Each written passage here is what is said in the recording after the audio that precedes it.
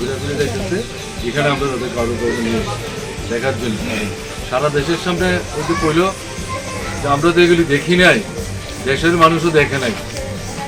যারা দেখে যাইতেছে আমাদের থেকে শুনে না, এইটা দেখেই তারা যে করবো, পার্লামেন্টেও করবো, দেশের মানুষও সমাজ আছে না, করতেই হতো, এছাড়া এটা বন্ধ করুন।